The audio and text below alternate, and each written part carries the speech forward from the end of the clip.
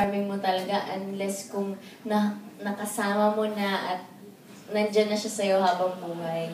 Siguro nandun na yung Prince Charming mo kapag kinasal ka na, ay siya pala yung Prince Charming ko. Kasi parang sa fairy tale, nalalaman niya yung Prince Charming niya sa dulo na, di ba? Kapag kinasal na sila, kapag happy ending, yun yung Prince Charming mo.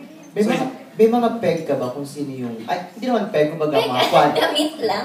qualification or characteristics ng isang totoong Prince Charming, hindi yung pang Once Upon a Time or pang fairy tale, mga ganon. Ay, ako naniniwala naman ako sa fairy tale na syempre lahat ng girls gusto nila fairy tale ending. Masaya, ganyan. Syempre gusto ko rin ng ganyan. At gusto ko rin maging totoo yung Prince Charming na nababasa natin sa fairy tale books. Kaya, yun, intay-intay lang.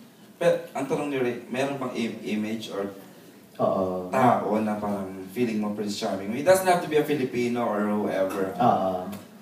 Meron ba? Meron naman siguro. Meron naman po. Hindi mo, can you mention who? Meron, parang...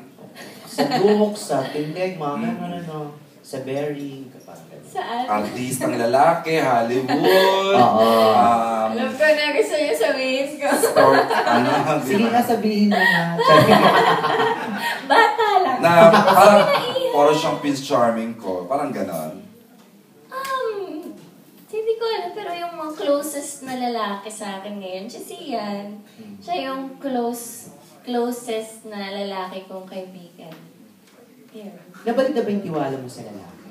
Ako, oo, unti-unti na. Siyempre, forever hatred. Hindi naman maganda yun.